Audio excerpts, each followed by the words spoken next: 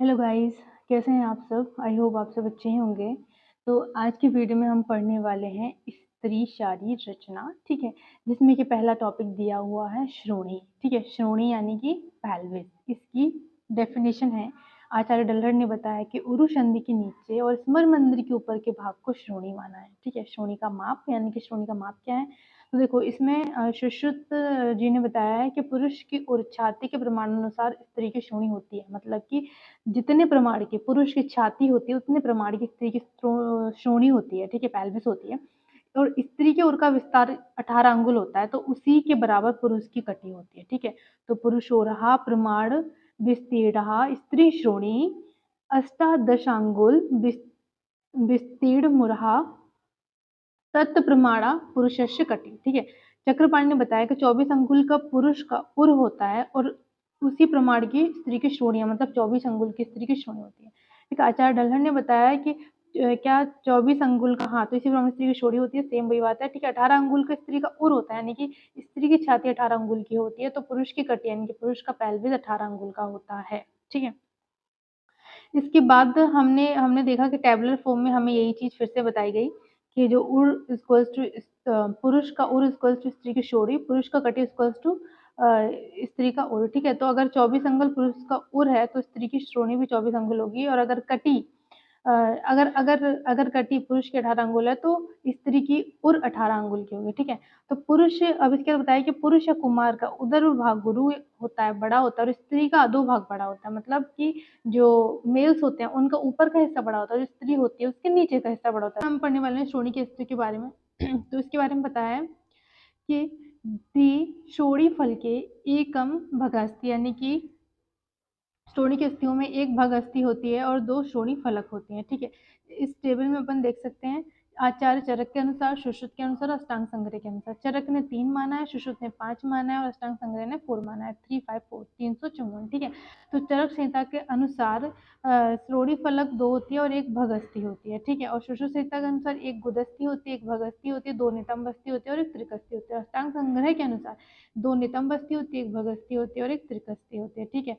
तो अब इसके बाद हम पढ़ने वाले हैं कि नितंब में अस्थियां पढ़ ली हमने, अब हम पढ़ेंगे श्रोणी प्रदेश की संधियां, ठीक है? तो संधि के बारे में बताया गया है कि गुद, भग एवं नितंब ये सामुदिक संधियां होती हैं, किसमें? श्रोणी में, ठीक है?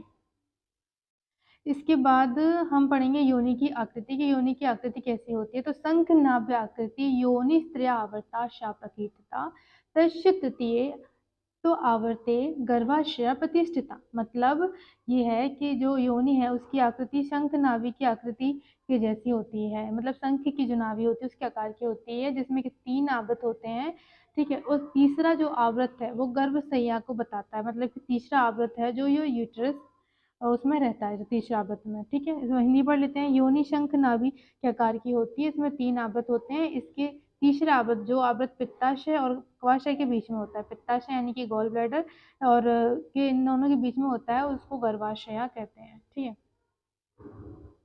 इसके बाद हम पढ़ेंगे कि योनि की नाड़ियां और उसके फल, ठीक है? तो देखो योनि में 3 नाड़ियां होती हैं, समीरणा, चंद्रमशी और गौरी, ठीक है?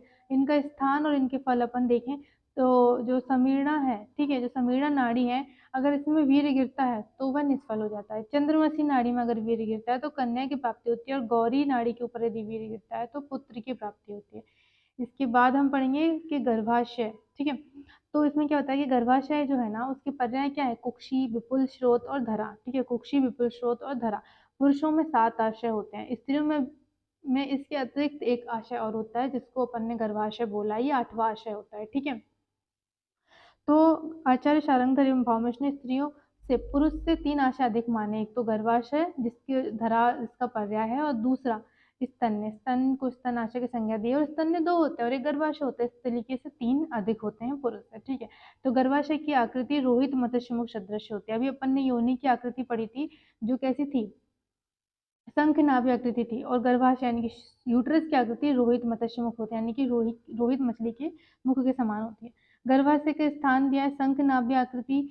योनि के तीसरे आवृत्त में शंख नाभि आवृत्ति होती है, जिसको अपन गर्भाशय बोलते हैं। पित्ताशय और पक्वाशय के मध्य होती है, बस्ती के पार्श्व में होती है, यानी कि बस्ती के, यानी कि ब्लैडर के पीछे की साइड होती है, ठीक है? इसके बाद हम पढ़ने वाले हैं क्या कि आचार्य सुश्रुत ने भग, है ना, भग पढ़ने वाले हैं। तो भग में क्या आचार्य सुश्रुत ने बताया कि जो भग है ना उसका विस्तार 12 अंगुल होता है और भग की आकृति विपुल पीपल सदृश होती है, मतलब भग की जो आकृति है वो पीपल के पत्ते जैसी होती है, ठीक है। तो आचार्य डल्हर ने भग से योनि एवं विस्तार से रंध्र मानकर इसका 12 अंगुल परिणाम को काम शास्त्र वर्णित हस्तिनी जाति की स्त्रियों के भग का प्रमाण बताया है, ठीक है। मतलब कौन सी काम शास्त्र वर्णित हस्तिनी जाति की स्त्रियां, मतलब कि जो काम शास्त्र में कैसी हस्तनी होती है, यानी कि काम शास्त्र में निपुण होती हैं, ठीक है। तो उनकी स्त्रियों का भग का प्रमाण 12 अंगुल बताया है और विपुल के पत्र के सदृश बताया है। स्रोतस, तो आर्तव व स्रोतस, स्तन्य व स्रोतस, ठीक है। तो स्रोतस कितने होते हैं? 11 युग्म अभ्यंतर स्रोतसों में एक युग्म आर्तव, 2 आर्तव व स्रोतस होते हैं, ठीक है। इनके मूल गर्भाशय मार्तवा धमनियां, इनका वेदन होने पर अगर इनमें कहीं लग जाता है, ठीक है, इनका वेदन होने पर बंधत्व होता है, मैथुन असहिष्णुता, बंधत्व यानी कि इनफर्टिलिटी हो जाती है। मैथुन असहिष्णुता मतलब कि मैथुन में उनको असहिष्णुता मतलब अच्छे से नहीं कर पाते हैं, और आर्तव नाश यानी कि मेंसेस नहीं होते हैं, ये लक्षण होते हैं। आचार्य चरक ने गर्भ प्रकरण में एक आर्तव स्रोतस का वर्णन किया। इसके बाद अपन स्तन्यपायी स्रोतस देखेंगे। तो स्त्रियों में पुरुष से 3 बहिर्मुख स्रोतस अधिक माने जाते हैं, जैसे कि अपन पहले पढ़ चुके हैं। 2 स्तन्यपायी स्रोतस, ठीक है, और एक रज का वहन करने वाला स्रोतस योनि में होता है, जो कि आर्तव स्रोतस है, ठीक है। इसके बाद हम पढ़ने वाले हैं कि श्रोणी में शिराएं कितनी होती हैं। तो श्रोणी में 32 शिराएं होती हैं, शिरा पढ़ने वाले हैं, ठीक है। वातवा, पित्तवा, कफवा एवं रक्तवा, प्रत्येक 8-8 शिरा होती हैं, इसलिए ये 32 शिराएं हो जाती हैं, ठीक है। इसके बाद हम मर्म पढ़ेंगे। तो वक्ष मर्म में वक्ष मर्म के अंतर्गत यानी कि छाती के मर्म के अंतर्गत स्तनों में स्थित स्तन रोहित और स्तन मूल दोनों में 2-2 अर्थात 4 मर्मों का वर्णन किया, यानी कि 2 स्तन रोहित और 2 स्तन मूल है। इस तरीके से टोटल 4 मर्मों का वर्णन किया गया है, ठीक है। यहाँ पे हम देख लेते हैं स्तन रोहित और स्तन मूल को स्थान, ठीक है। तो स्तन रोहित जो है ना वो स्तन के 2 अंगुल ऊपर है होता है, और जो स्तन मूल है वो स्तन के 2 अंगुल नीचे होता है। संख्या देख लें तो स्तन रोहित की भी 2 होती है, स्तन मूल की भी 2 होती है। प्रकार देख लें तो दोनों कालांतर प्राणहर है, ठीक है। दूसरा जो स्तन रोहित है वो मांस मर्म है, और जो स्तन मूल है वो शिरा मर्म है। तो इसको अपन ऐसे याद रख सकते हैं, स्तन रोहित, ठीक है।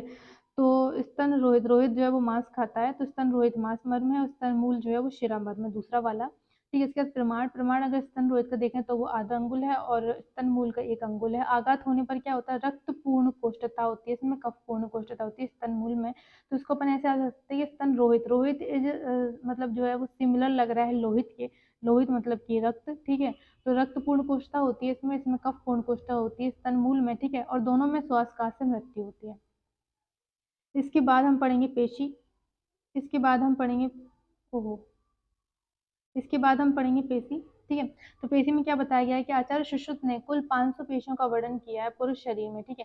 तो स्त्रियों में 20 पेशियां अधिक मानी है। तो वो 20 पेशियां कौन सी हैं, बस यही हम देखने वाले हैं। तो प्रत्येक स्तन में 5-5 होती हैं, तो इस हिसाब से 10 पेशियां यहाँ हो गई। और अपत्य मार्ग यानी कि मेंस्ट्रुअल फ्लो का जो रास्ता होता है, मेंस्ट्रुअल फ्लो का जो रास्ता है उसमें 4 पेशियां होती हैं, 2 आभ्यंतर पृष्ठ और 2 मुखाश्रित तथा वृत्ताकार। और गर्भ छिद्र में 3 पेशियां होती हैं, शुक्र आर्तव प्रवेशनी 3 पेशियां और होती हैं। इस प्रकार से ये 20 पेशियां अधिक होती हैं स्त्रियों में पुरुषों से। Thank you. अगर आपको मेरा वीडियो पसंद आया तो please like share and subscribe and support me.